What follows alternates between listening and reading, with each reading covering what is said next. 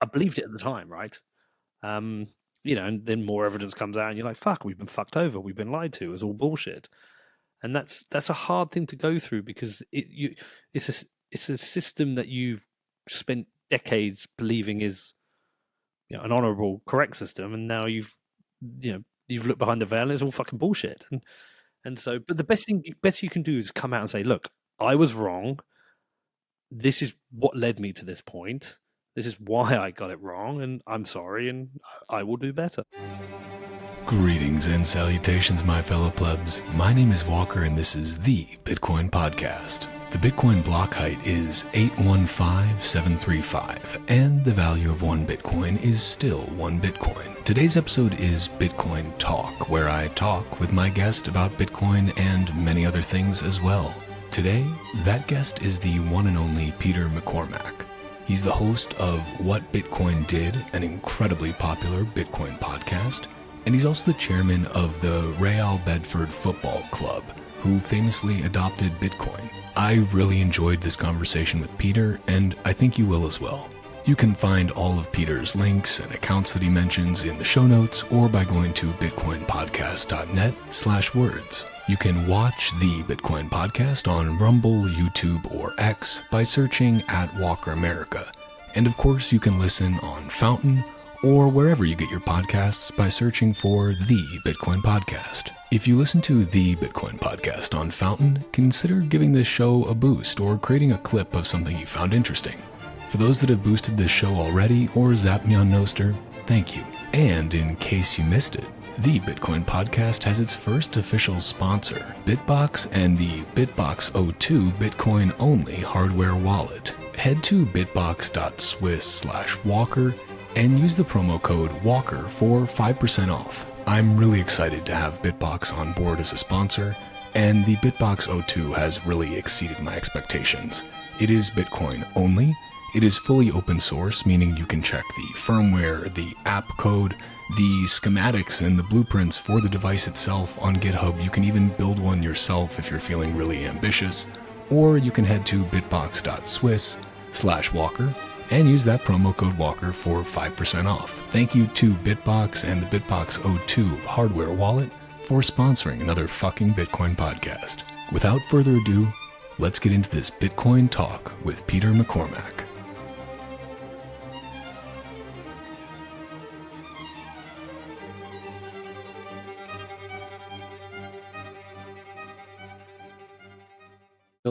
I'm still new to this whole podcasting game.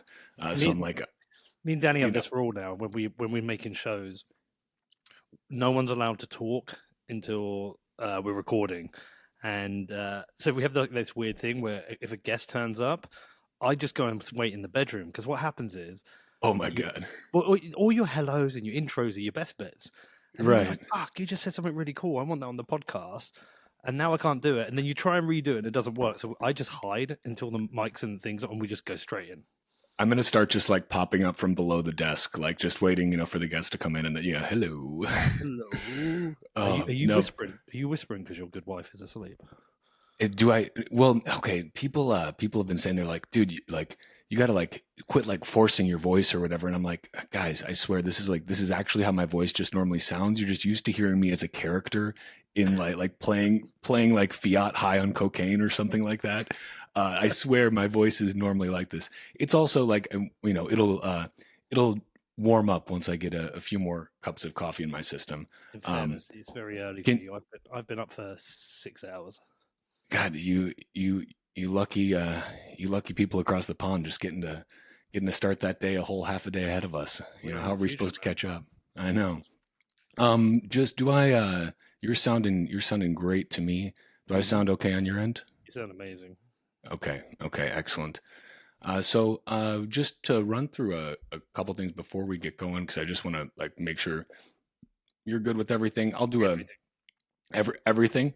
Well, I mean, look, if I can't, I'll say I can't. There's one like topic I can't get into, and I'll get into why. But like, okay, because so my goal with this, Peter, is really to not to toot your horn too much, but you were the first Bitcoin podcast I listened to. You are still my go-to Bitcoin podcast. you like it's really, and I think that's the case for quite a lot of people. And so like you're always on, well, I guess now we're on the same side of the mic. We're both on a mic, but you know what I mean? You're always on one side of the mic. And I thought, I myself am curious. I've heard a little bit through our personal discussions and whatnot, but like, I want to know a little bit more about your story, kind of getting started with all of this. And, not only, I think, we can go through some of that, but then also it's like, you've built this now into this incredible podcasting empire, so to speak, and you're doing the docs now, and like, which I think are super important. I was just watching again the one that you did in Argentina, and it's fantastic. And so I want to talk about some of that, like the actual work that you're doing. As you saw, I took some questions on Twitter and on Nostr.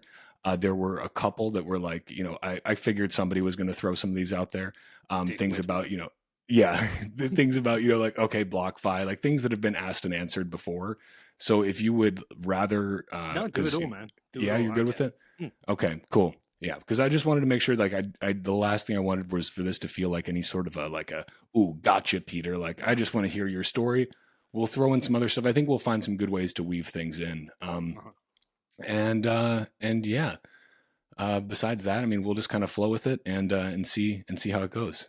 Man, I'm okay with gotchas. Well, damn, I should have prepared some more gotchas then. Shit. I might censor myself sometimes. My dad's actually in the room over here. Okay. Well, he's come over for a few months. He's basically the kit man for my football team. Nice. And, we're in my lounge in front of a bit of artwork my son did. I don't know if you can wait, that's fantastic. Yeah, dude, that's amazing. So if I censor myself, I won't talk about like the drugs and hookers because like I don't want my dad to know about that. Yeah, Peter, you just talked about the drugs and hookers. Shit. Yeah, okay. I said no to them. It's okay. We'll cut that part from the show, so that way he won't know when he's hearing it later. Happen, yeah. Okay. Well, sweet. So well, with that then, let's just dive right into this. I'm still figuring this thing out, so I'm just gonna do like my 10-second intro and give a intro to you, and then we'll just pop this thing off and start talking. Not that we haven't been talking. I like this pre-roll. This feels much better. Otherwise, I'm usually like, okay, now let me press record and we'll wait. And this is just the roll. Okay, yeah, we're going. Well, in that case, greetings and salutations, my fellow plebs. My name is Walker, and this is the Bitcoin Podcast. Today's episode is Bitcoin Talk, and I am joined by the Bitcoin talker and the Bitcoin podcaster, Peter McCormack. Is it McCormack, right? I always get confused with the McCormicks versus the McCormacks. I'm saying that right. The mix of the Scottish. We're the Irish. Okay. There we go. See, I didn't. My American is showing here. Well, Peter, it's great to have you on the show. You started in 2017, I believe. I just checked. You did episode 732 yesterday. Wow. Which is insane of what Bitcoin did. I think about a month ago, you said you had over 40 million downloads, which is just insanity.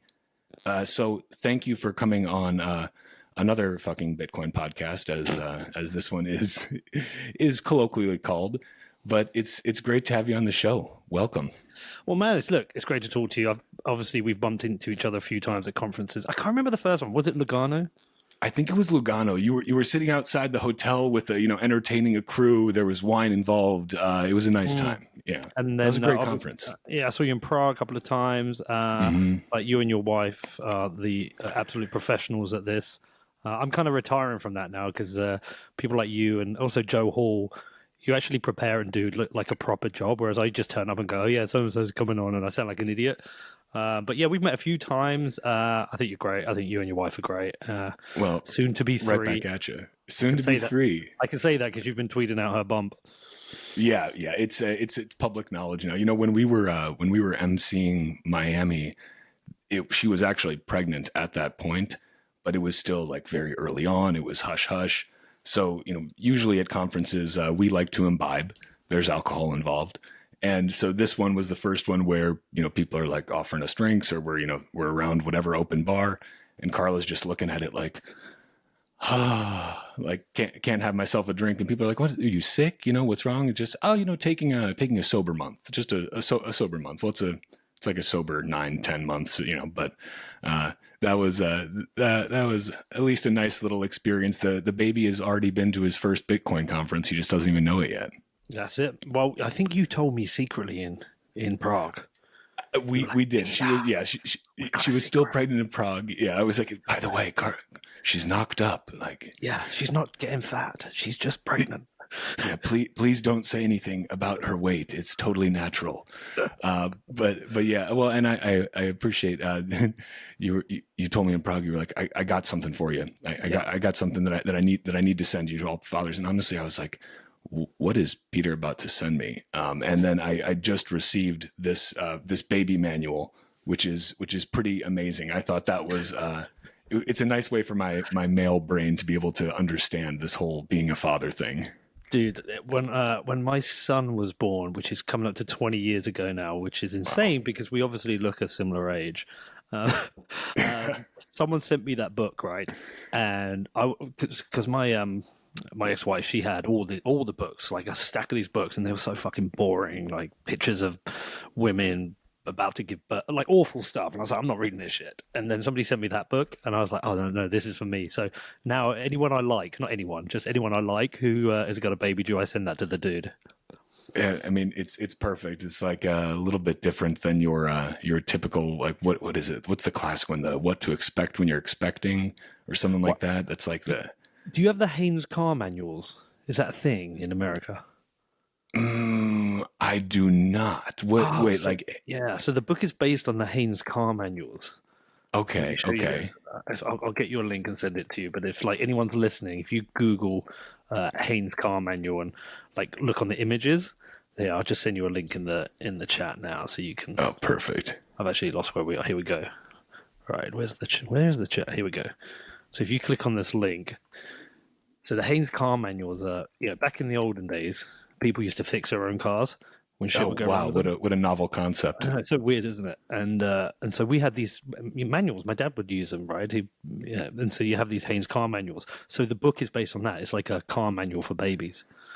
I mean, honestly, it's perfect. It's also it's a sad thing that nowadays it's like the only way you can really like fix your car nowadays is if you're also like a computer engineer, because the majority of what's going in your car. I just saw Toyota isn't putting out a truck that's like completely bare bones again. It's like starting at 10K or something reasonable.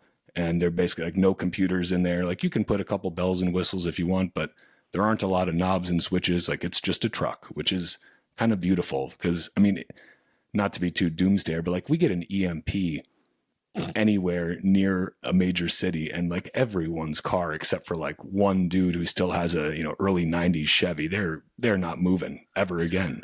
We're stuck. Yeah, it's a scary thing though. It's I don't know, makes you crave perhaps it's nostalgia, perhaps it's just a little bit of doomsday prepper, but you're like, I need a vehicle that runs without all these modern contraptions.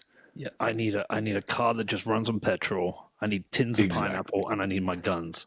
Exactly, and preferably like a couple of knives. Maybe I'm a big axe guy myself. Like I think that axes are just they're the perfect tool. Use them as an axe. Use them as a hammer. Use them as a thrown or held weapon. Yeah. Well, we don't have guns. They're just fun. We have like spoons and forks and stuff. I was a spatula, like weird, whatever you need. Yeah, exactly.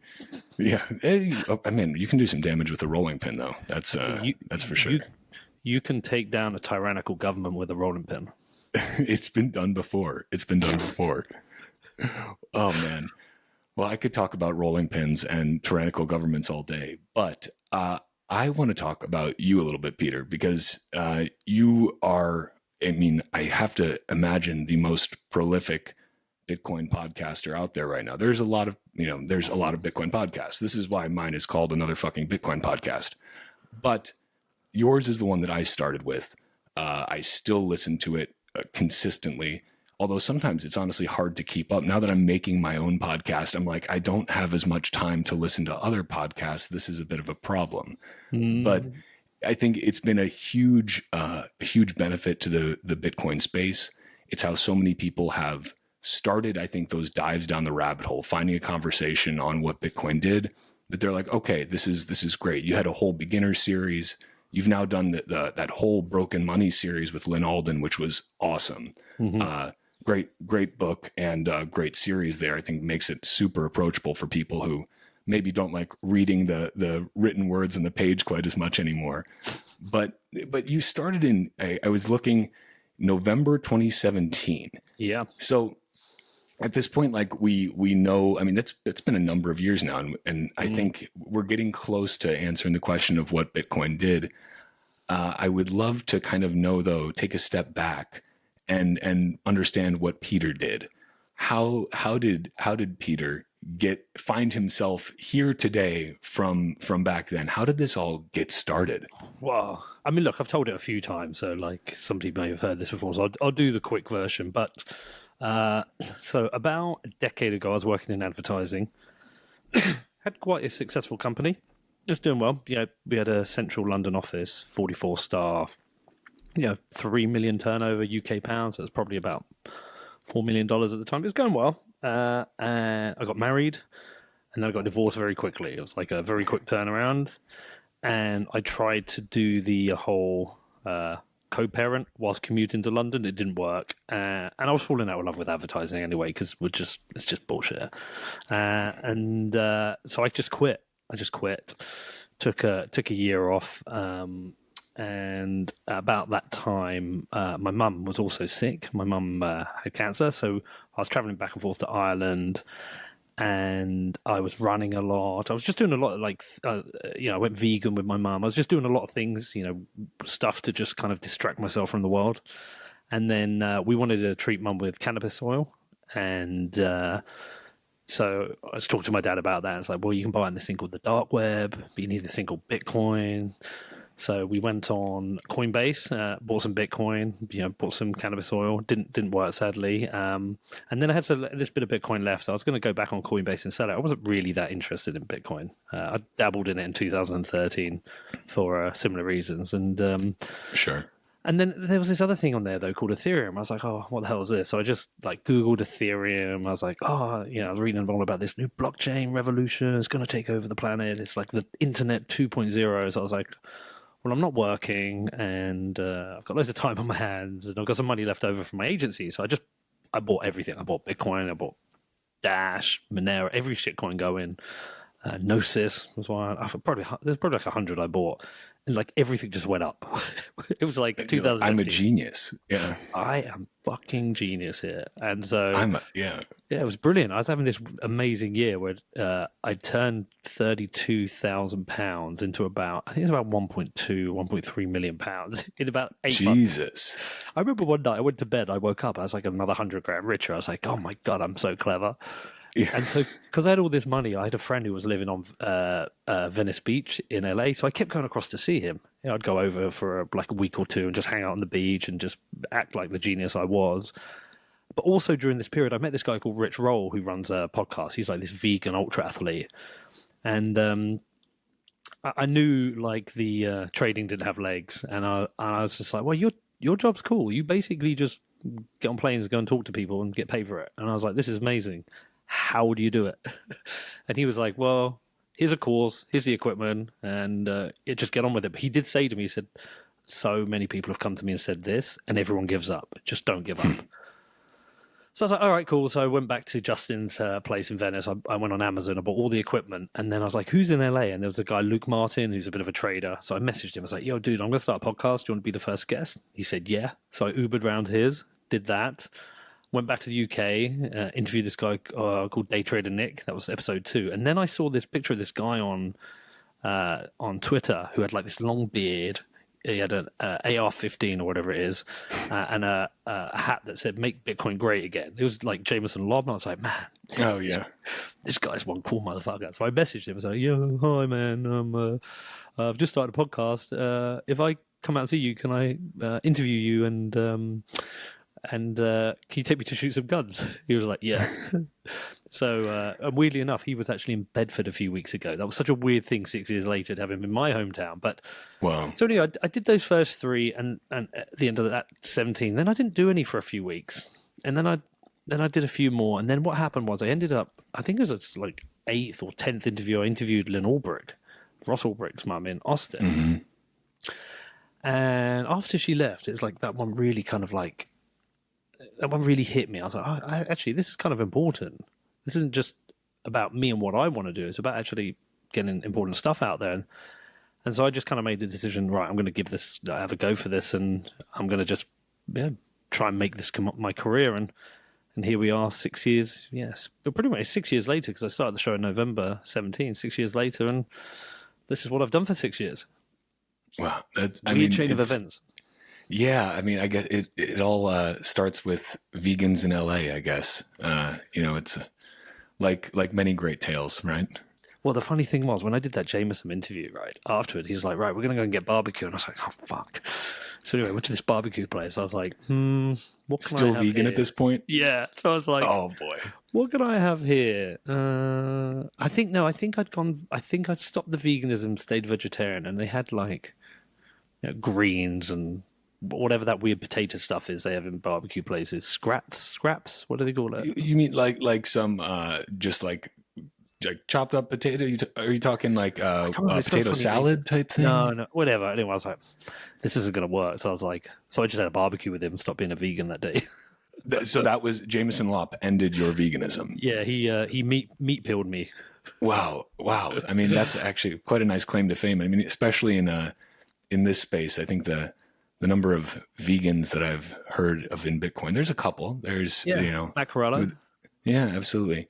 But it's a tough thing to be, especially at Bitcoin conferences. There's always steak dinners, just like I feel like it every night, dripping everywhere. Yeah, like everybody's got pocket steaks, and when they're on stage, it's like they're just taking a little bite of it here and there. And yeah, man, that's kind of wild, though. I think probably the advice that you got of just a lot of people have come to me with this. Everybody wants to start something. They see someone that's successful in a space. It's like, okay, let me go try that too.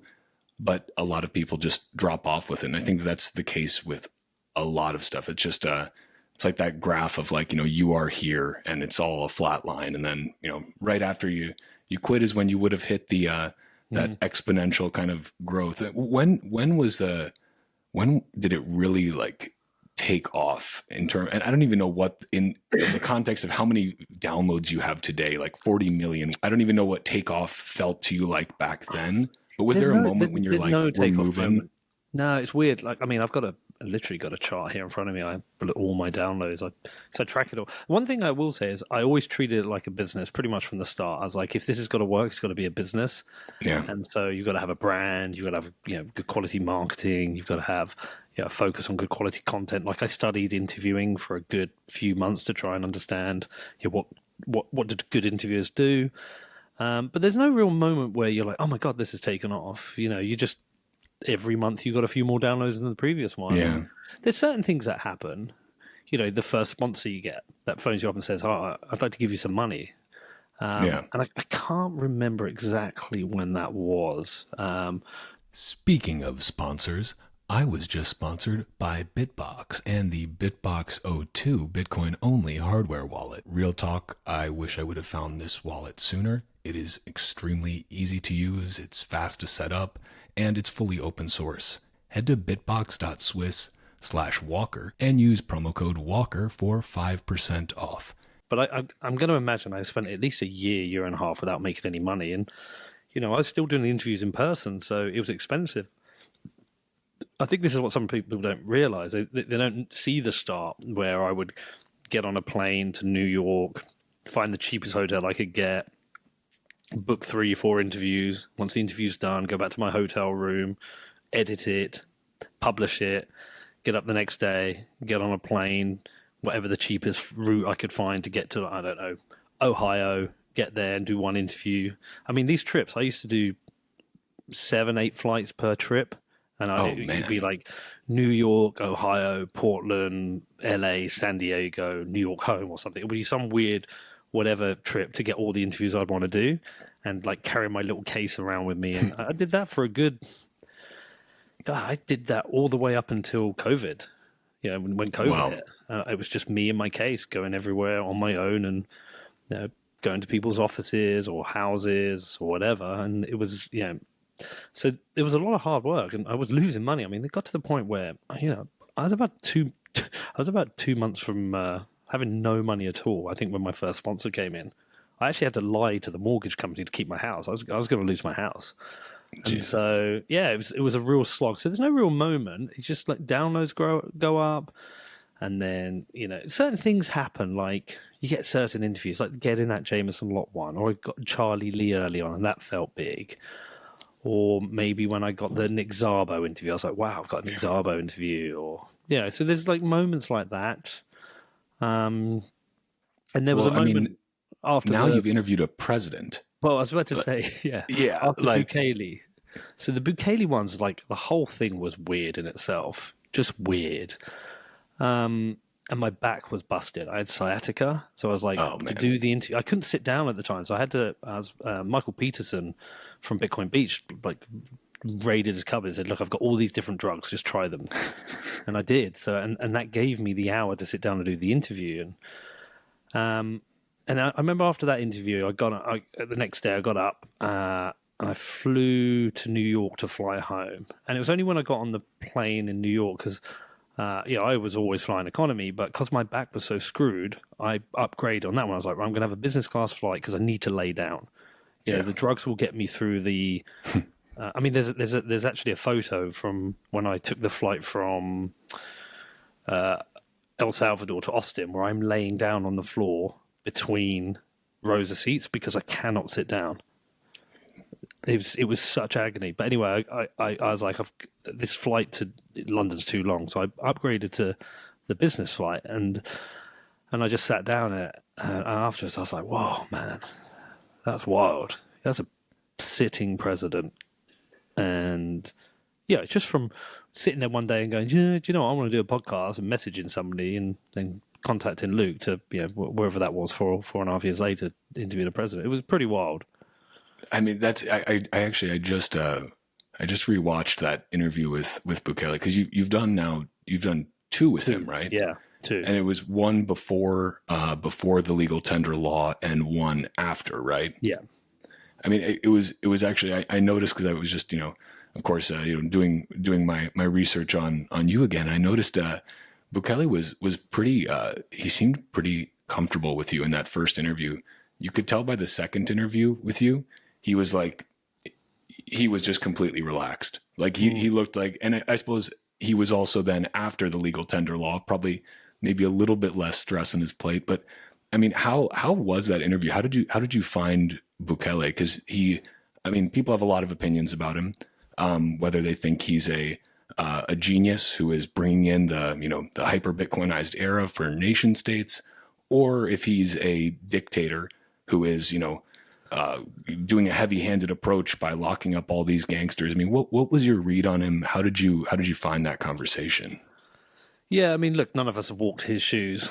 No. He's become the president of a third world country, which has a huge gang problem. At one point, the highest murder rate in the world. It is a drugs corridor in Central America. He has big issues to deal with, influence from local bordering countries, influence from America. I mean, never walked those shoes, wouldn't have no idea how to deal with it. What I would say about him is that he had a presence I've never felt from anyone else when he came into a room. And the way sometimes he'll look through you. I mean, he looked through you. It's a hard thing to explain, but after I left because that first meeting, I just met with him. I didn't actually do the interview at the first meeting, and I just left thinking, okay, there's only a certain type of person who can do this job, and it's someone like that who can carry the weight of the world on them, because you have to make tough decisions. It's like, do I, mass incarcerate people and all the kind of human rights issues that go with that, all the civil liberties issues that go with that, but reduce the murder rate down to one of the lowest, in South America? Or do I try and do this through legitimate, whatever we call legitimate, judicial systems, knowing that nothing fucking changes? Yeah. And he's come into a country that has been plagued by dictators, corrupt presidents who've robbed the country blind, corrupt political system. I've not walked his shoes, man. I know the country is definitely trajectory-wise, it's doing very well. Economically, it's doing well. It's doing well in tourism. He's been a great advert for the country. I know there are questions around civil liberties with the incarceration of gang members or anyone with a tattoo. Alex Gladstein's talked about it a lot. Fuck, man, it's a rock and a hard place, right? What do you do? But he did have a presence that was something I've never felt with anyone else. Yeah. I think it's. Oh, I did kind of shit myself when I asked him if he was a dictator. I remember that question. I was like, "Dang, that okay." You just went right for it. Yeah, fuck it. I had to. Why not? The first one, I got told I softballed him on the first one. Okay. And and then you get called a propagandist for the regime or something like that. But that did happen. I was getting that first trip when I was making. No, was it the second one when I was making the film? I had people like attacking me on Instagram, on Twitter. Yeah, people in El Salvador who were saying I was doing business with Bukele. I was a Bitcoin businessman. I was there to do business. I'm there to rob the indigenous people of El Salvador. I mean, it's obviously all bullshit. But I was like, so this second interview, I've got to be tough, but within my lane. Right. Yeah. With still all due respect to a sitting president. Yeah, exactly. That's a tough spot to be in. I think it's very easy oftentimes for us, and this is certainly not something I think of Alex Gladstein, because he's actually doing the work. So like when he brings a criticism, I take that very very seriously. But for a lot of people who do not do the work that Gladstein does, and who just kind of have a knee-jerk reaction to someone like Bukele, I think it's very easy to have a negative knee-jerk reaction when we have this semblance of legitimate legal action and law and order in the so-called developed world. And as you said, can you imagine being in his place where it's like, okay, keep my country on the same path, keep trying the broken things that don't work, or do something that is really, really radical and, maybe take the country in a different direction. And, it's a gamble too, because maybe that doesn't work. Yeah. And it's a gamble he took. And then bringing Bitcoin on kind of the multiple middle fingers he's given to the IMF, I have to just, enjoy those when I see them, because you love to see that. Of course. Look, I mean, I think what he's done is amazing. I just cannot opine on certain things which I'm kind of out of my depth, or that I'm lost on.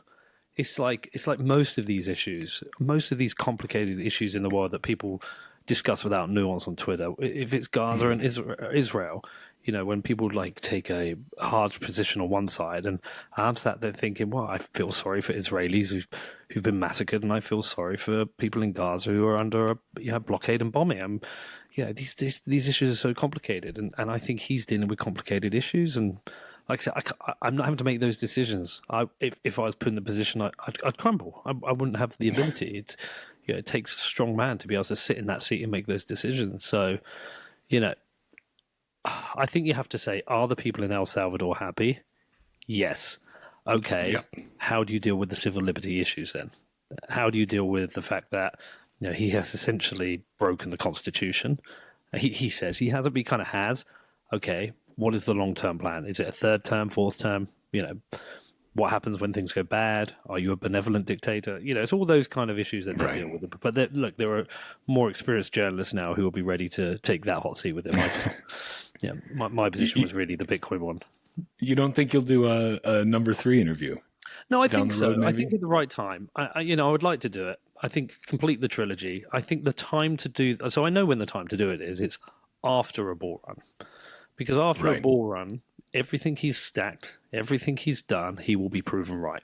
If he's stacked, I don't know what he stacked. If he stacked 50 million of Bitcoin for El Salvador, he might have 250 million. Or if he stacked 200 million, he might have 1 billion. Who knows, right? And that's the time to sit down and go, well done. Your conviction was strong and you've been proven right. Yeah, that's the time to have that conversation. And if he'll have it, I'd absolutely love to go back and do it. Yes.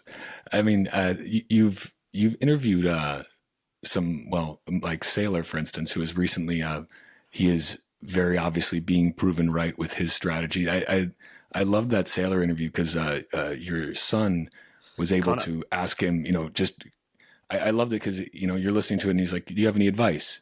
Just a very, honest and simple question.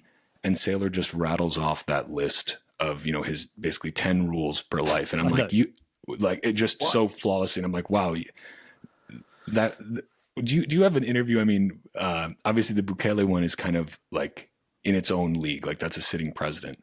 Is there another interview where you've just walked away, like one of your recent ones, maybe that you've been like, wow, this was so much more than I could have expected. Like this was really blew you away from an expectation standpoint. Yeah, but there's been a few like that. Like Lynn Ulbrich, the first time I interviewed her, it just had a profound effect on me. It's like, whatever you class this job in that moment in time, there's certainly part of it was journalism, because it was asking important questions and getting information out to people. Of course, the Bukele one was super important. Nick Szabo, just because of the pressure of that interview, he's done one interview, kind of one interview ever, and that was with Tim, what's his name? 4 Hour Work Week, forget his name. Tim Ferriss. Tim Ferriss, but it wasn't like a one-on-one interview. He had Naval with him, and Naval did most of the answers. So it was kind of like the first one-on-one interview. Everyone wants to know about him, and so I felt a profound sense of responsibility in that one. And it's a tough one because I'm not a techie. Okay. The one I did recently with Hal Finney's wife, Fran Finney, I mean, that was a tough interview. That's a woman who's still deeply in love with her husband. What are we, nearly a decade on from when he passed away? Yeah. And, when that interview comes out, you wait until you hear what she's been through, because it's horrific. That one's really stuck with me. I mean, a lot of Bitcoin interviews, they just tell me about UTXOs, tell me about 21 million, right? Tell me about bonds. It's just like the same. They're not my favorite interviews, and there'll come a time where I will stop doing Bitcoin stuff because I'd rather do personal stories. That's why I like making the films. But it's the personal stories. Therefore, Fran Finney really stuck with me. Bukele stuck with me because it's about his whole country, the future of his country. Is it like in his hands? Lynn Ulbrich, because Ross got a double life sentence for 40 years. He was tried on the kingpin charge, which is just obscene. And so, I mean, I'd have to go back through my back catalogue, but they're all the ones that really stuck out with me. Another one that just stuck out with me, strangely in a different way, was the Ted Cruz one, which I did on stage at the Texas Blockchain Summit, because I was obviously honored to be interviewing a senator. And he goes in, he's a very different person on stage, and off stage he goes into full character. But what really stuck with me is that I think I asked possibly my best question ever in that interview. I said to him about polarization in the US. I said, it's not good. I said, can you name me one thing that you think the progressives do well? And he fluffed the answer in some ways. And I said, there wasn't an answer. And he couldn't. And he refused to give an answer, I think. He couldn't turn around and give that answer. And so that really stuck with me, because I was like, that's the kind of interview I want to do. I want to do tough questions. Like Sonnenschein. Did you listen to my interview with Michael Sonnenschein? No, I didn't. Oh, you should go and check that one out. The guy from Grayscale. Yeah, I pushed him hard in that one, but I reeled him in. I laid it up. I set everything out, and then I just went after him hard. And all those interviews I've listed are important.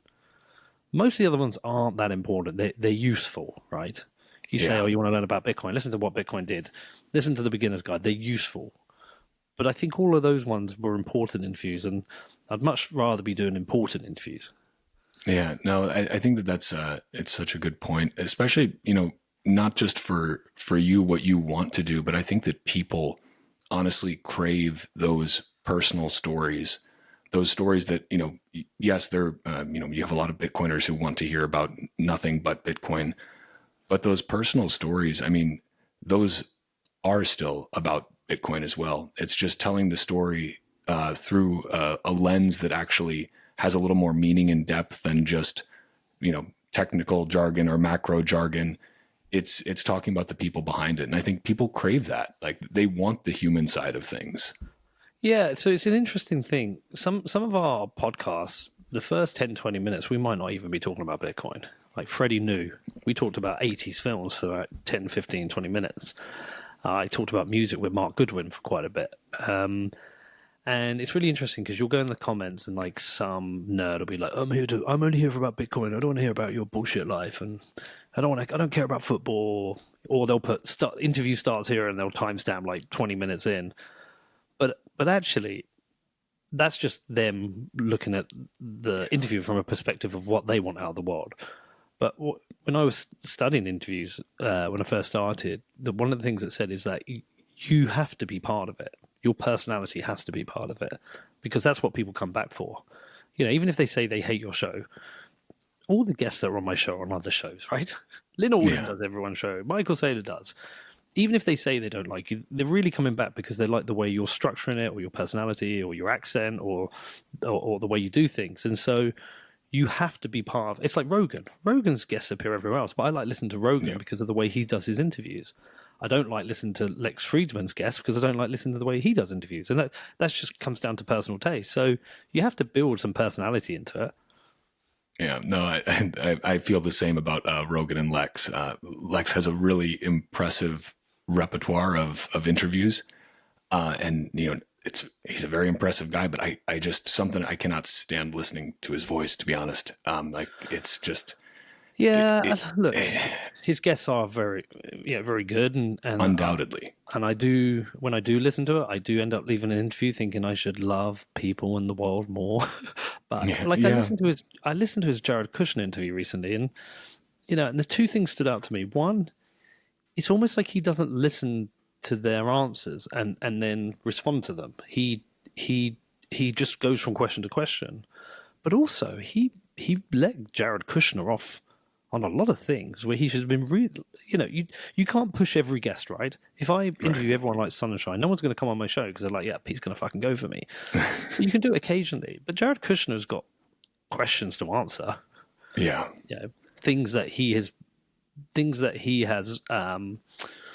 pushed for in the Middle East, specifically in Jerusalem. And also, there's a certain amount of nepotism to the role he's got in life, and he's made a lot of money off the back of some of the things he's done. I mean, these topics should be explored, and I think Lex interviewed him like a friend. Yeah, I mean, maybe that's part of that Lex Friedman charm. I'm going to ask you this list of questions. Maybe most of them are pre-approved already, and we're just going to, you know, run through the list. And I know. Say no. Like, so when we did the Sunshine interview, which by the way, I was amazed they asked to come on. They asked for the question. So he asked you to come on. Well, his PR team did, so I think they fucked up. But they asked for questions in advance. I was like, you're not getting the questions in advance. That's not happening. I'll give you some topics, yeah, but you're not having the questions. No one has the questions. And if someone turns around to me and says, well, I went to it, I was like, okay, see you later. Yeah, you're not having the questions. That's not how this works. This isn't a PR tool for you. This is an interview. And if I'm pushing you hard, you've just got to suck it up and give some good answers. Yeah. Try to be prepared for anything. And I mean, you should be ready to answer those kind of questions. And I mean, well, I guess, you know, Peter, perhaps that's a nice transition because speaking of just answering tough questions and, you know, not being prepared in advance. Yeah. I appreciate you taking this because you're always on one side of the mic. And now I think people want to hear about you. And there's also they you. Really don't. I don't. I think you'd be surprised. Well, you know what, Peter? To be honest, there's a lot of people that just they want to see you. They want to see you take an L. They want to see me die. You know, you disingenuous cuck. You like, yeah. How you know how could you? Cuck, you government loving, big pharma loving. Just die. You know, I love that that meme you post. I think it's pinned on your profile now, like how people in the US see me versus how Brits see you. And, you know, one is basically the super leftist no, and the other one is Alex Jones. And I think that's pretty perfect because, you know, you like early on in the pandemic, you know, people have gone back and they've, you know, you've got millions of screenshot receipts from people, and I don't think you delete anything either. You've kind of left up your record of all the things you've said, which is a good thing. Archive of my stupidity. Yeah, but you know what? That's like, I think an archive of stupidity also is a way to show growth, right? Because our feelings, our opinions change. Hopefully, our principles, the way we approach things, stays the same or is enhanced. But I'd love for you to talk through a little bit to give something to the Peter McCormack haters, McCormack, excuse me, I almost called you a Scott, the McCormack haters out there who think, you were pro-lockdown, you were pro-vaccine, you were calling people conspiracy theorists, and I think that's kind of where the state. It is true, but I also know, because I've listened to you a good amount, you do not feel that way. Your opinions have changed on the matter. Can you walk me through that cycle a little bit of let's say statist cuck to whatever Rage Against the Machine, that, as I see on the shirt there, that you are now, who I believe Rage Against the Machine. I was going to say, didn't they require vax cards at one of their shows or something? Yeah, they rage for the machine now. Somebody was saying it the other day to me, and I was like, yeah, but look, the thing is, when I listen to the songs, they still crush. That first album still crushes. I cannot stop listening to that Rage Against the Machine. Yeah, they were a bit. Oh, look. Okay, I mean, look. Should we deal with the status cuck thing? Because let's deal with the status cuck. I've been fairly the elephant in the room. This.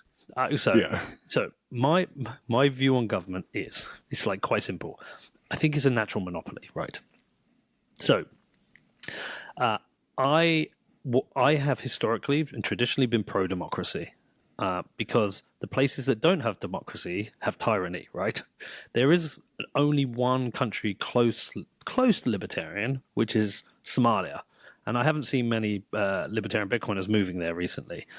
And so the democracy we have and the freedoms we have, whether it's in the US or the UK, they've been fought for over years. You kicked us out of your country for more freedom. And, they've been fought for. Democracy's been fought for. And so I've always been a supporter of that, pro-democracy. Does it mean I think government's good? No, I don't trust anything that comes out their fucking mouths. I think they're complete liars, most of them. I think they're career grifters and they're full of shit, and I've learned more and more of that over the years. But if you wipe out democracy, you may have tyranny, which could be worse. Some people argue in other places it might be better. Maybe in Singapore it's better. But generally speaking, I'm pro-democracy. It doesn't mean I am pro the current government. It doesn't mean I'm pro high taxation. But I just have to walk through the steps logically. Let's just say big red button. Tomorrow, big red button, government goes away. We've got no taxation, no borders. We've got that libertarian world. What is going to happen?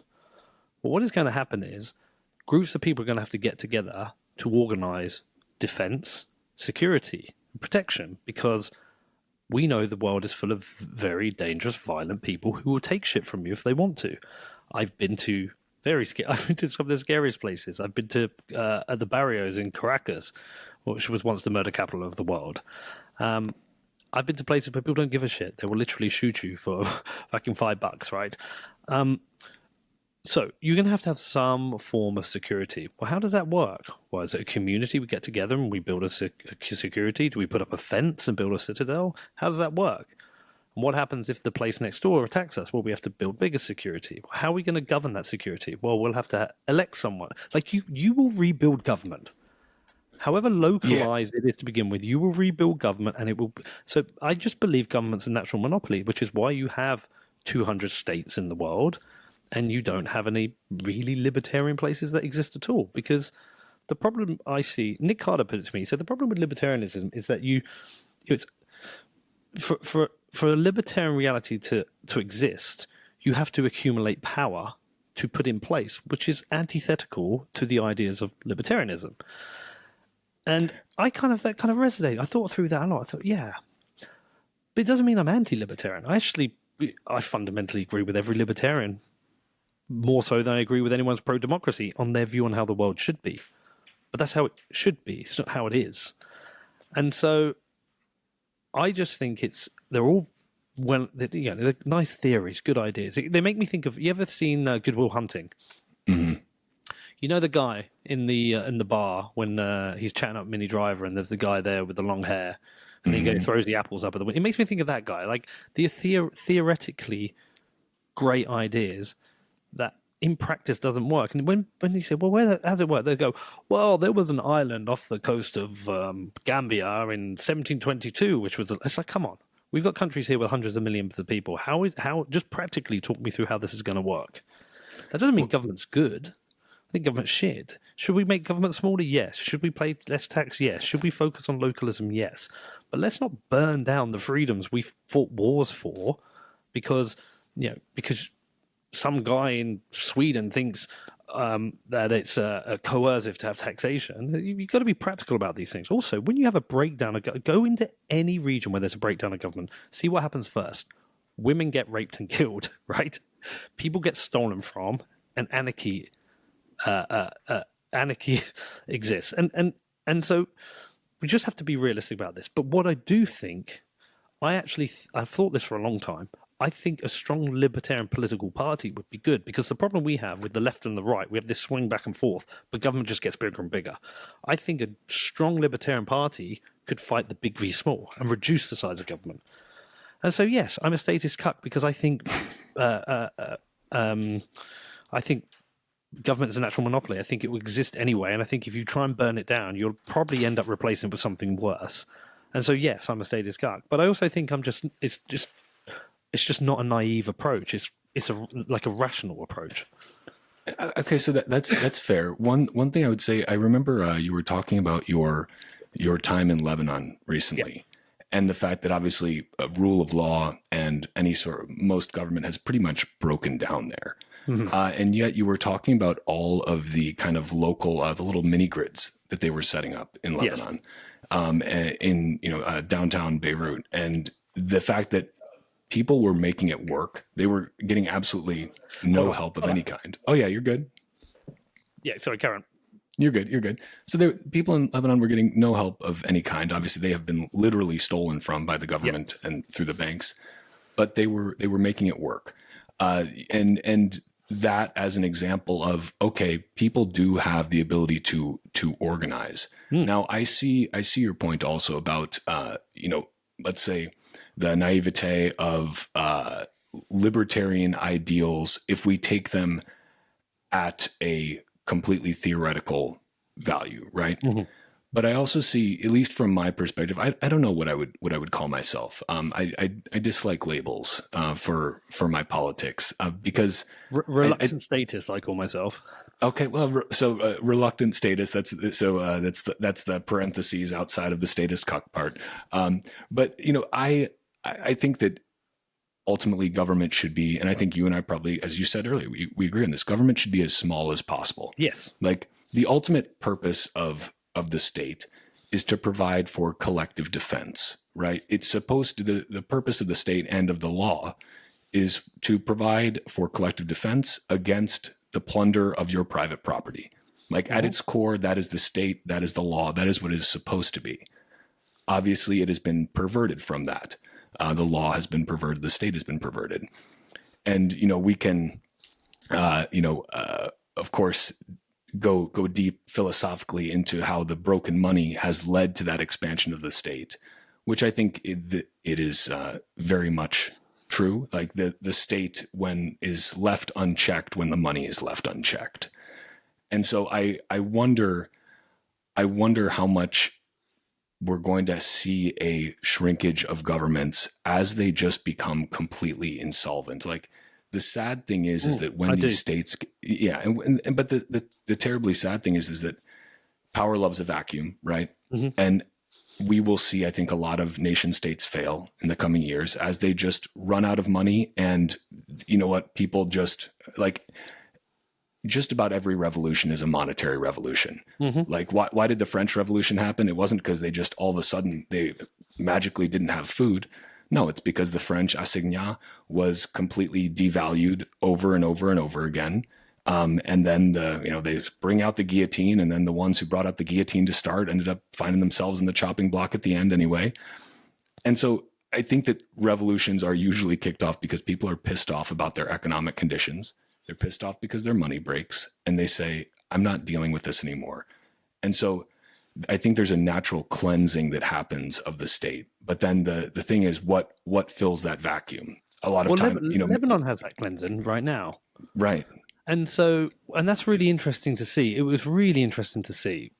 You still got soldiers with guns, manning checkpoints and manning borders.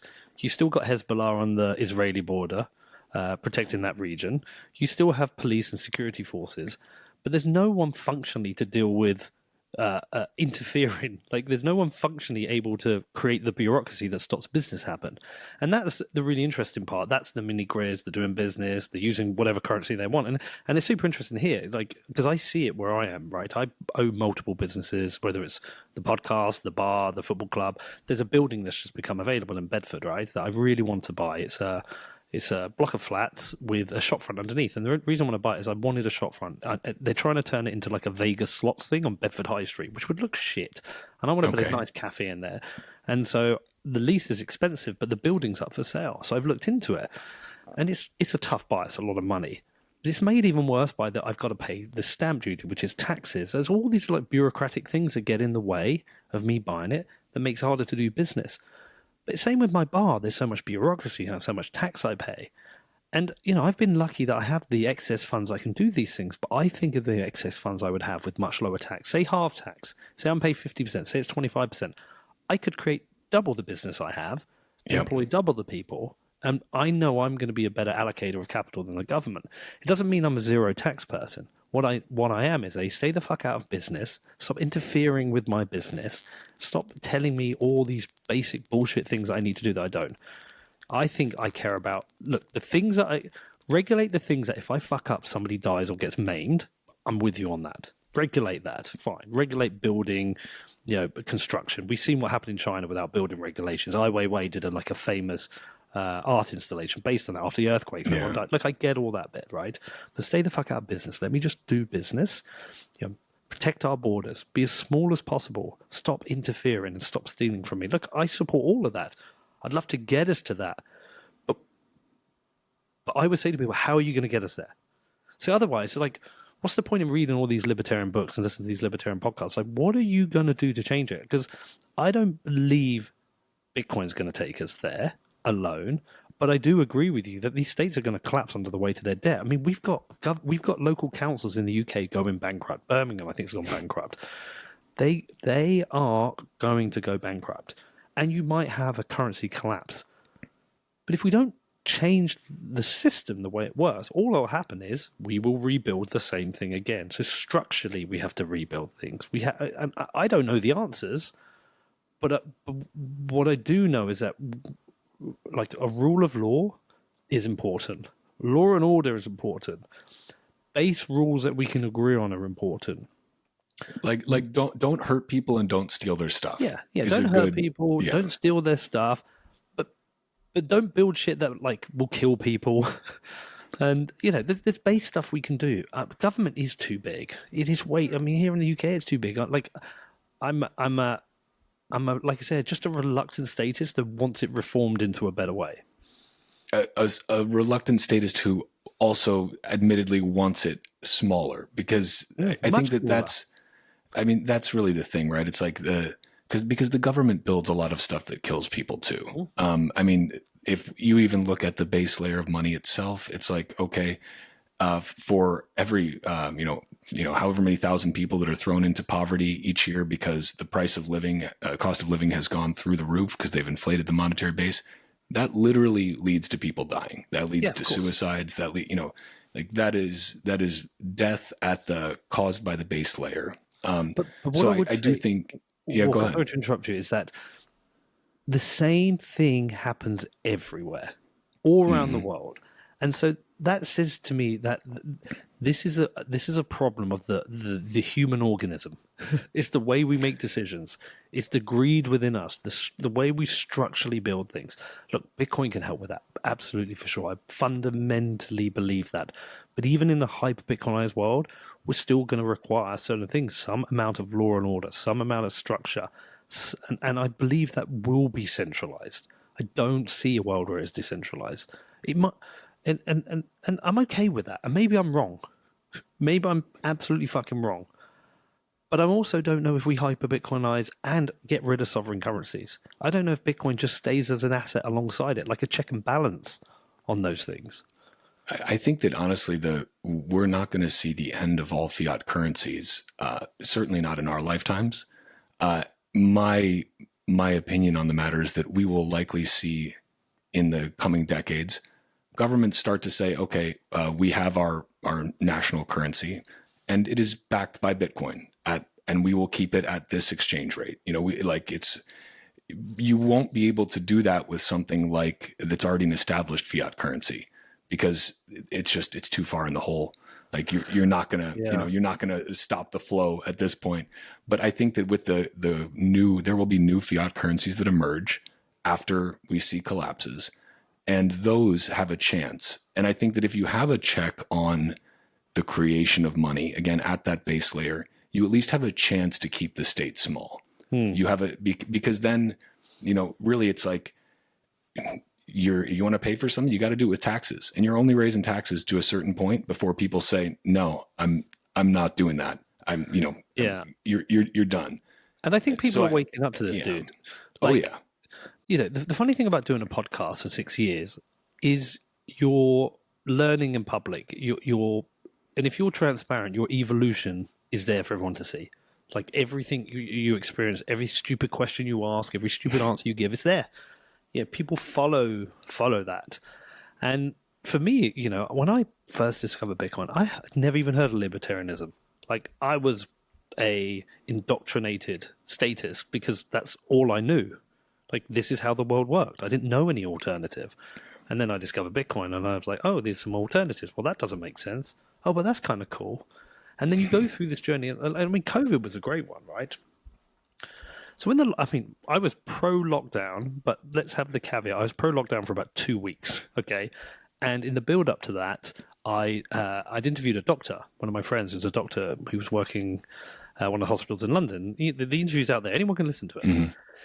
And he talked about the fact that they had some people come in that became a trickle, that became an emergency. He said they were just very quickly overrun with people who could not breathe and who were dying. And he was in tears in this interview.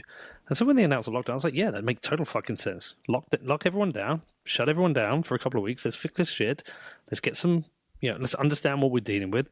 And by the way, that had followed what happened in Italy, which was the first country to be hit really hard. And then logic comes in, and afterwards you're like, oh shit, but like you can never stop this thing. It's a virus. At some point you open up and everyone's going to get it anyway. And if you lock people down, you're going to affect their mental health issues. And so I kind of learned my lesson after the fact with that. And I've apologized. I've said, look, I called that wrong. I don't think I started the lockdown. I don't think I had any impact on it happening or not. But maybe it's a collective thing. A collective group of people like me who support it is the problem. Yeah, and that was an experience I went through. Same with a little bit different with the vaccinations. Well, people say they're not even a vaccination. Look, I didn't get my kids vaccinated. There's no fucking chance they were having that. When I got my first ones, because I wanted to go to Ireland and see my dad, but I wasn't worried about them. Like I've had all kinds of vaccinations, dude. You see some of the drugs I've taken and the places I've taken in my old life, right? I was not scared of a vaccine. And look, I know there's been vaccine injuries and people have died, and that's fucking awful. And people were coerced into taking it, and it was bad. And I put out some stupid tweets with regards to that. But it's learning in public. Yeah. Anything I've ever said publicly, I've honestly felt that's the right opinion at the time. I back myself, and I always back myself to say, you know what, I called that wrong. And I challenge anyone to go through their life with every major situation that happens in the world in their life to call everyone right. If they do, fair play to you, because it's fucking hard. Yeah, I mean, it is I appreciate that you own what you now see as mistakes, because everybody thinks they're right in the time, right? I mean, a lot of people who would probably criticize you for your lockdown stance forget that those lockdowns and the initial trillions of dollars in the U.S. of money printing started under Trump. Like then then they're still like, you rah rah MAGA, forgetting that, he is a part of that same swamp, even though he likes to pretend that he's not. And so, and I do think, I am all for consenting adults doing whatever the fuck they want with their own body and not being coerced into doing it. So like, I'm not judging anyone for what they want to do. But by the way, the nuance is missed on that because, whilst I was like, I'm getting vaccinated, I've got no fear. I did it with a tinfoil hat on. I got my vaccine with a tinfoil hat on. Like, I wasn't worried. And there was a period of time, I put out this tweet saying it's now a pandemic of the unvaccinated because at the time, I know, but I'd read an article. It's okay. You're owning it, though. No. I'd read the research, and the research was saying the majority of the people coming into the hospital at that time, sick and dying, were unvaccinated. That's just what the evidence said. And so, again, in hindsight, probably jumped in too deep too quickly. I've learned that I try not jump in too deep too quickly sometimes now just because of that. But these aren't things where I'm like, I'm going to craft this tweet and then hopefully someone's getting a vaccine they didn't want. I believed it at the time, right? And then more evidence comes out and you're like, fuck, we've been fucked over. We've been lied to. It's all bullshit. And that's a hard thing to go through because it's a system that you've spent decades believing is an honourable, correct system, and now you've looked behind the veil and it's all fucking bullshit. The best you can do is come out and say, look, I was wrong. This is what led me to this point. This is why I got it wrong, and I'm sorry, and I will do better. I think that humility is something that is desperately lacking from the discourse in general. Like, people are so afraid to admit, like, hey, I fucked up. I was wrong. Like, at the time I thought I was right. Now I know that I'm wrong. If more people took that approach, we would have a much more tolerable public discourse than we do. But I mean, you see, even in the media, I think there's people I've seen kind of treat you like you're a Jimmy Fallon type of guy, like literally like a paid Pfizer shill, like sponsored by Peter McCormack, sponsored by Pfizer, like, dude. And I'm so that guy, apparently, like, that's a different level. Apparently, I was paid by Pfizer whilst also being a spook for the government.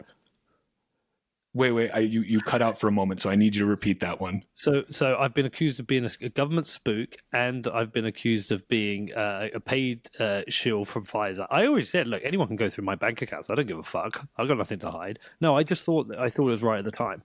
It's just is what it is. It's just these are mistakes. So to the Peter McCormack is a statist CUCK critics, you just heard him say these are mistakes, and he is owning them. So and I will make more of them. And there you go. But I can't imagine that you would be pro lockdown again. It's a tricky one. It's a tricky one. No, let me again, because nuance is super important. If Ebola, if there was an outbreak of Ebola in my kid's school, am I going to send my daughter to school? Am I fucked? She's coming home. And if there's an outbreak of Ebola in my village, am I locking down my family? Fuck yeah, I'm locking down my family.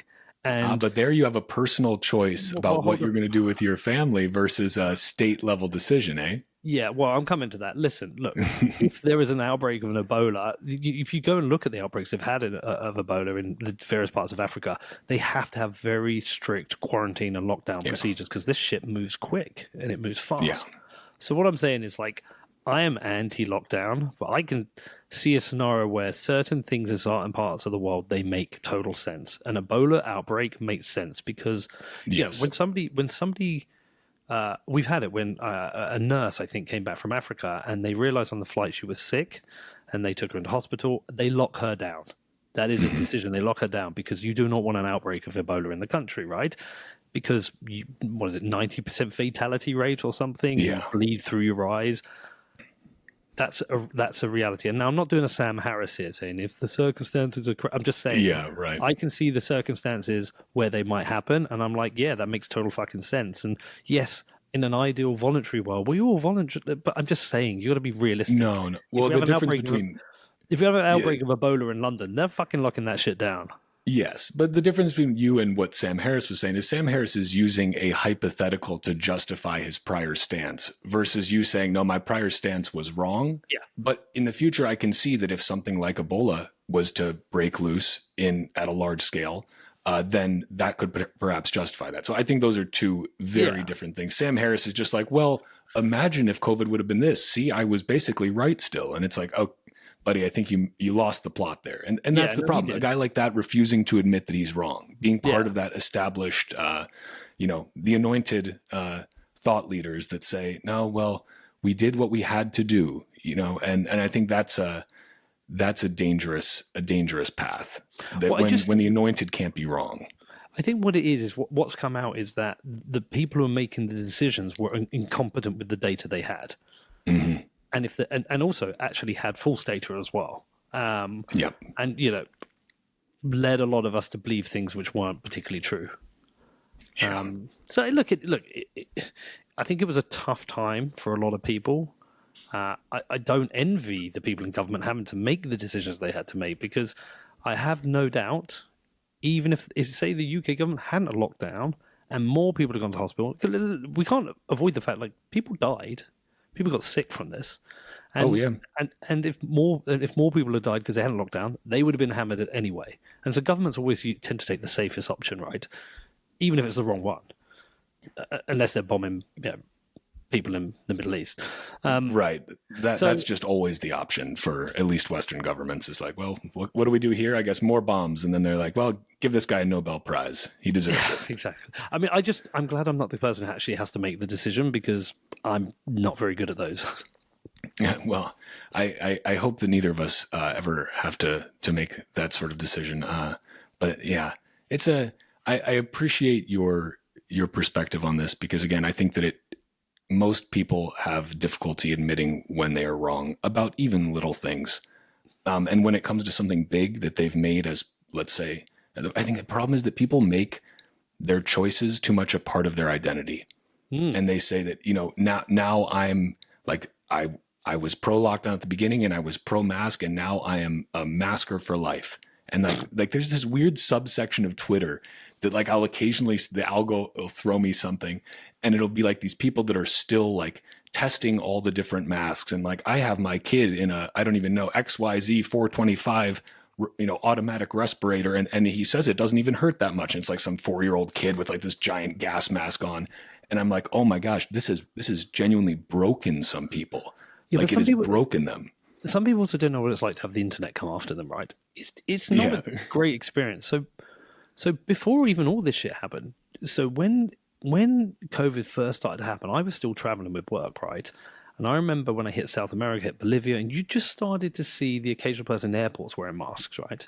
Mm-hmm. Got back to the UK, and the lockdown was about to get announced, and Erdogan in Turkey suddenly announced that he was trying to get rid of.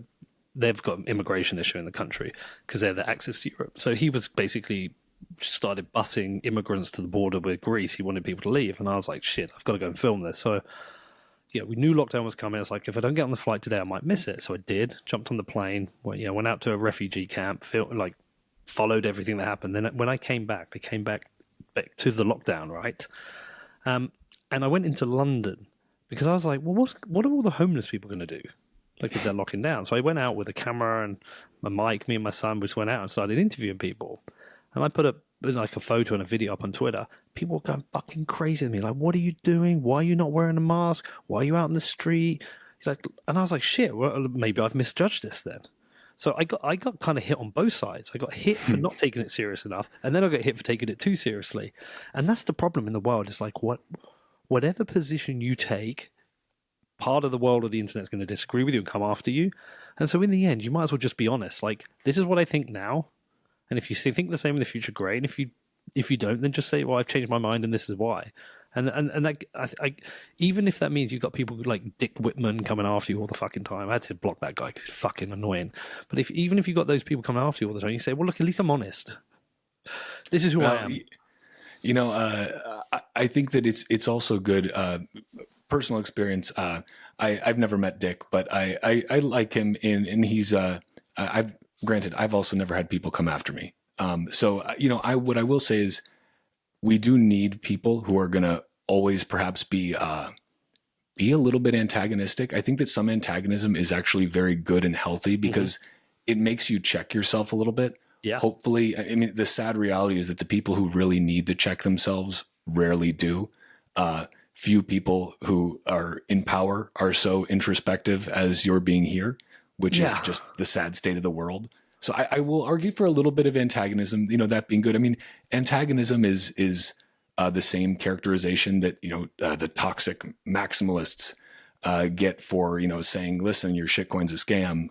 You should get out of that. And so, there is a place and also a benefit to antagonism. Now, antagonism just for the sake of antagonism, well, that's a different story. That's a different story. Yeah, look, Walker, I don't mind if someone's like comes at me occasionally, or even then jumps into my DMs and go, look, Pete, I think you got this wrong. This is bullshit. Like if Dick was like that, but what he is, he's one of many. There's like they're clones. It's just like everything I do say or put out there, they fucking hate, and it makes them furious, and they're just like, it's just all attack. And I look, if I feel like I can have a conversation with somebody and get somewhere with it, even if it's me apologizing, cool. But if it's just like, I just have to block it because my plate's full. I've got a lot on. I don't have time to sit there all day there on Twitter fighting and argue with people. And I don't have the time for someone who's only antagonistic, because it's like, what do you want out of this? What are you getting out of this? And what am I getting out of this? But if it's a conversation where it's like, look, I disagree with you on this, and I can go, yeah, I disagree. We can get somewhere if it's productive. I'll have that conversation all the time, but I just don't have the time for it, man. I get up at 6 a.m, and most days I'm working till like 11 o'clock at night with like some gaps in the middle. I'm busy. I don't have time for it.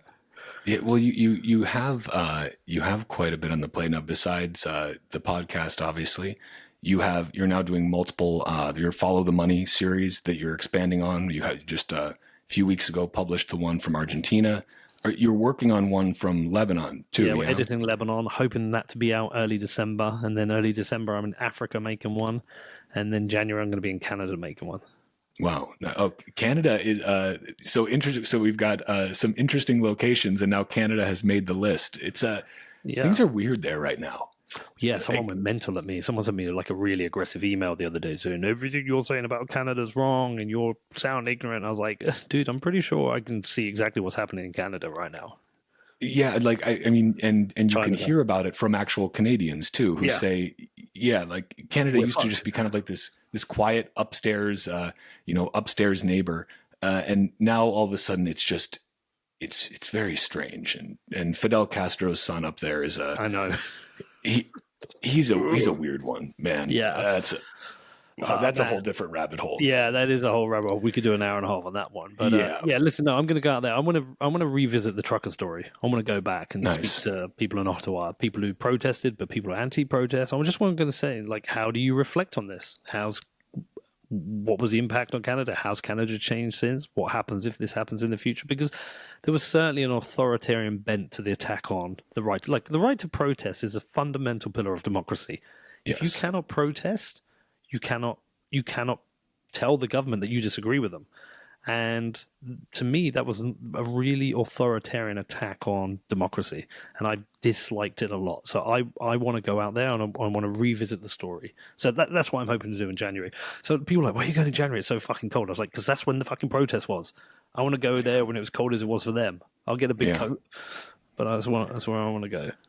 Nice. Well, I look forward to that. And I mean, you've got, in addition to all that, you are also, obviously you have Real, no, I'm not a, Rail. I'm not a, it's Real. Okay. So, Real. So everybody takes the Real. You knew what the question was. Again, I still think of it as soccer. Like Real Madrid. Got it. Okay. So everybody just adopts the Spanish way. Yeah. Okay, sure. I won't ask too many questions about it. I've got we're the only team my Bedford. You legend. Yeah. Well, we're the only team outside of Spain who are Real something. It's all Spanish teams, so it's Real Madrid, Real Betis. Yeah. Okay, so it's interesting. But so I just saw I think in the past week or in the past 2 weeks, like Bulgaria's oldest club, and then one in Austria as well have like very publicly. One. Is there another? I didn't even know they're amazing. I mean, this. So did you talk with any of those like the people working with those teams, like, did they reach out to you and say, hey, we're looking at doing this, Yeah, they all of them did. I spoke to them all. Amazing. And obviously, I think great idea. Rising tide lifts all boats. It was important to me to be the first once I had the idea, and I had to be the first. But like, I want everyone to do it. Of course, I do. It makes total sense. Even if eventually it's anti-competitive for us. Like, if a massive team. Like, we're at this advantage now because we're probably the only team in the UK with a Bitcoin treasury, but it's not much. We've got like 5.5 Bitcoin in it, right? Yeah, it's not bad. It's a start. But, a Man U could come in and buy 5,000 Bitcoin, right? So right.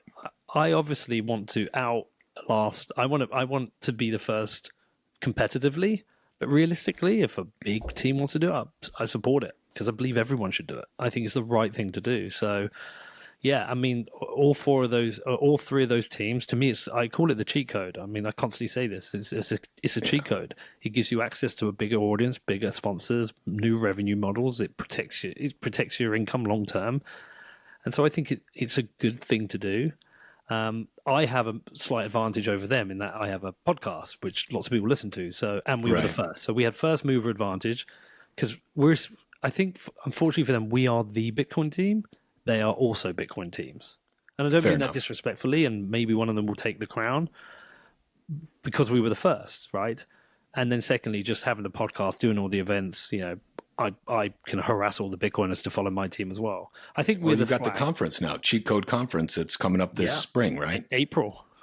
I like the approach to that of, okay, we'll have a conference day, and then the next day, let's not pretend. Let's go have a good time. Because that's what ends up happening anyway. At a lot of these things. Last year, Walker. Last year, we had 150 people come in with Jeff Booth, James Lavish, Lawrence Lepard, Ben Ark, right? They all came in on a Friday night.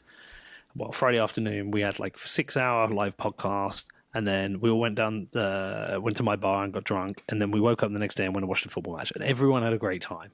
And no one gives a shit about the second day of the conference. No one really, really cares about watching conference speakers that much. It's a big hangout, right? And so I was like, well, fuck it. Let's do the same again. But this time, let's try and get 500-600 people into Bedford. Let's have the day of talks. Let's make it around the cheat code. We'll probably do a workshop around what a cheat code is, how you use it. And then the next day, let's all go down to the football ground. Let's have a barbecue, let's drink beer, and watch a game of football. I mean, everyone will have a great time. Yeah, that's a recipe for success there. One of the questions that I got on Nostr was, do you have any what is the advice that you gave to these teams that they were getting wanted to be also Bitcoin teams? Like, obviously there's a lot of details, but like, if there was is there something that you've learned where you're like, man, I wish I would have realized this when we were starting out on this journey? The main things I've learned are non-Bitcoin things. How to handle merchandise, how to manage stock, how to manage deliveries, all things like operational things of things I've not done before. No, I mean, look, my main advice to them is like, if you doing this because you see me doing it and you're like inspired by it, that's cool. But just be aware, I have first mover advantage, and I'm not saying that to say don't do it. I'm just saying, you may not get the same kind of awareness that I did. And I also have a large platform where every week I can tell people the scores and the results and tweet it out. So I've got you might not be able to do exactly what I've done, but that's not a reason not to do it. I said, if you're going to do it, embrace it and do it properly. Okay, just embrace it and do it properly, and have your meetups before the games. Allow people to pay with Bitcoin, but my main advice is just, it's a bit like doing a podcast. You got to go with it and stick with it. That's what it is. You got to go with it and stick with it. And yet, look, maybe mine is the Bitcoin team, but you can be the Austrian Bitcoin team or the Austrian Bitcoiners support and love. And you'll still get other nutters around the world who will just buy your t-shirt just because there's a little Bitcoin logo on the side. They want it. And that's cool for you as well. Will everyone make a pilgrimage to Austria to watch them like they're going to come to Bedford to watch Real Bedford? I don't know.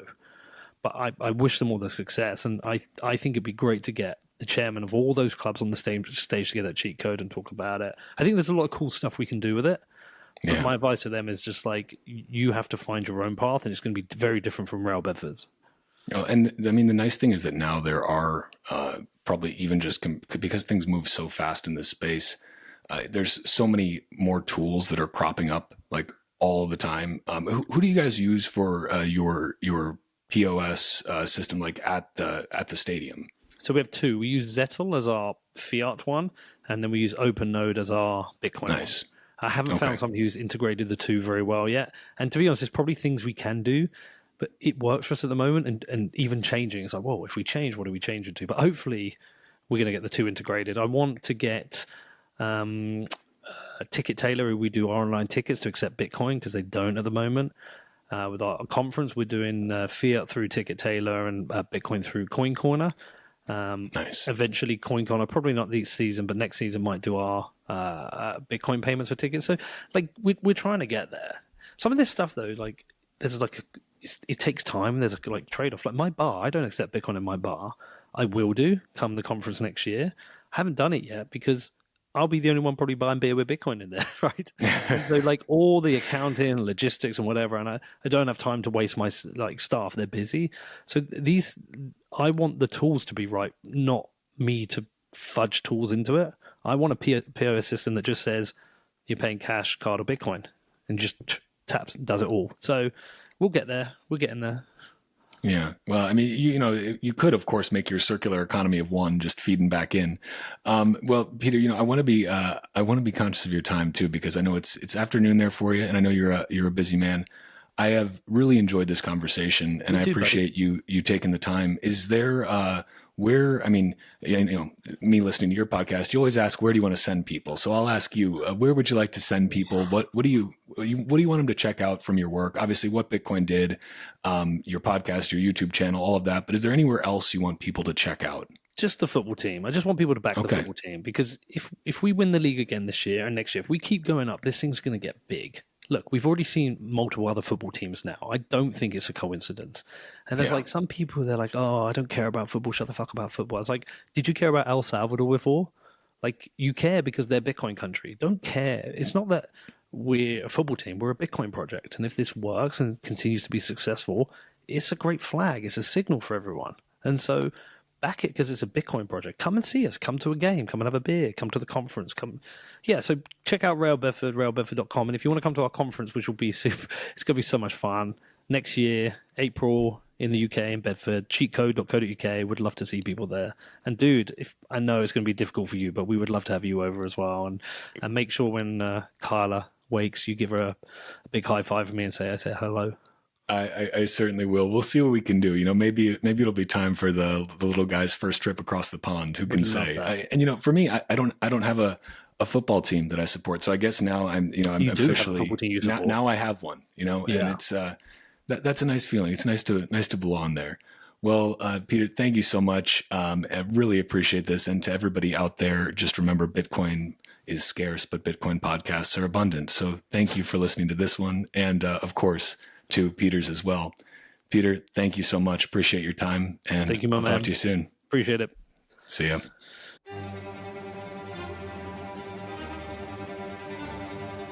And that's a wrap on this Bitcoin Talk episode of the Bitcoin Podcast. If you are a Bitcoin-only company interested in sponsoring another fucking Bitcoin podcast, head to bitcoinpodcast.net or hit me up on social media. On Nostr, head to primal.net/Walker. And on Twitter, search for @WalkerAmerica or @TitcoinPodcast. You can also watch the video version of this show on X or on YouTube by going to youtube.com/@WalkerAmerica or Rumble by searching for @WalkerAmerica. Bitcoin is scarce. There will only ever be 21 million. But Bitcoin podcasts are abundant. So thank you for spending your scarce time to listen to another fucking Bitcoin podcast. Until next time, stay free.